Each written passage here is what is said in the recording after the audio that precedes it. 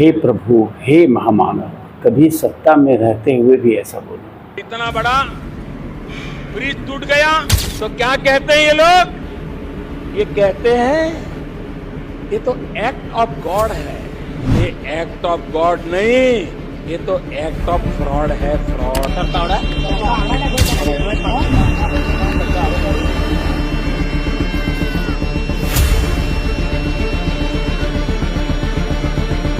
गुजरात के अंदर एक बड़ा पुल टूट गया। बोलो कभी कि पंद्रह नहीं बल्कि अब 45 लाख हर भारतीय के खाते में आएंगे। वो काला धन जो स्विस बैंक में 3 गुना हो गया इन महामानव के कार्यकाल में। तो कहने का तात्पर्य यह है कि मैं किसी की व्यक्तिगत आलोचना नहीं कर रही। गुजरात में जो पुल गिरा है उसके संदर्भ में ये मोदी जी का बयान था कि this is an act of fraud, not an act of God. Absolutely it's not an act of God, it's an act of fraud. लेकिन किसी राजनेता में सत्ता में रहते ये साहस नहीं होता है कि वो इस ढंग की चीज़ों को कह पाए कि this is an act of fraud. और उसके शासनकाल में भी ये फ्रॉड धड़ल्ले से हो रहा है और किसी एक जगह नहीं बल्कि देश के कोने कोने में आप इस ढंग की घटनाओं को सुनेंगे जहाँ पुल गिर जा रहा है, सड़कें धंस जा रही हैं, लोग निर्दोष लोग मारे जा रहे हैं। टैक्स पेयर्स जो पैसा देते हैं, जिनके पैसों का ही दुरुपयोग है ये।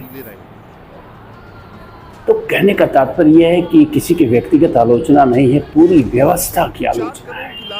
भारत के राजनेताओं का जो विरोध होता है, मैं बार बार कहता हूँ कि उनका विरोध सिर्फ विरोध के लिए होता है, अच्छे से बुरे से कोई मतलब नहीं है। जब ये विपक्ष में रहेंगे तो सरकार का सारा कृत्य, चाहे वो अच्छा हो या बुरा हो, इन्हें बुरा लगता है, गलत लगता है, सही नहीं लगता है।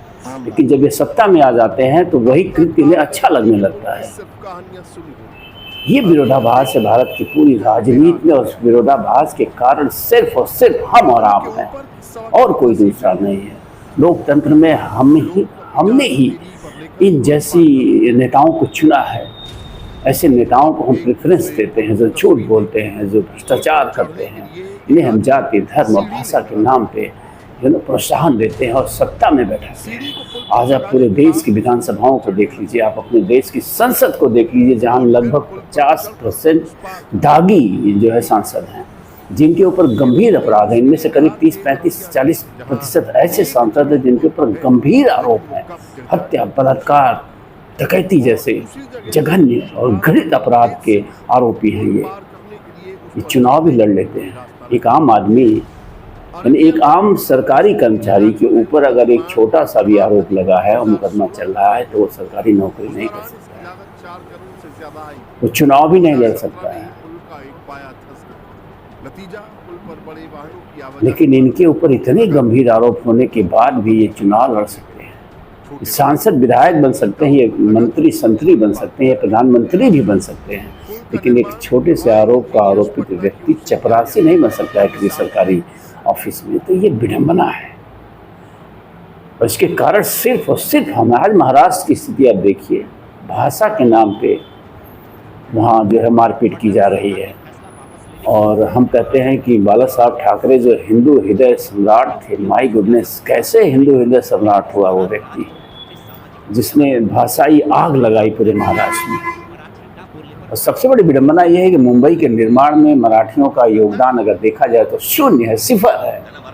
देश के कोने कोने से गए भारतीयों ने मुंबई को बसाया है।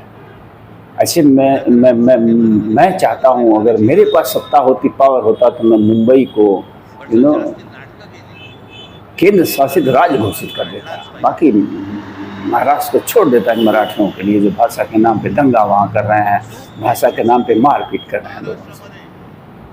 तो कुल मिला के कहने का तात्पर्य यह है कि दोषी इस लोकतंत्र में सिर्फ हम और आप हैं और कोई दोषी नहीं है। जब तक हम मेरिट पर वोट देना नहीं सीखेंगे, धर्म, जाति, मजहब, लिंग, क्षेत्र, भाषा से ऊपर उठकर जब तक हम योग्य लोगों को संसद और विधानसभाओं में नहीं पहुंचाएंगे, तब तक ये बदलाव नहीं होगा।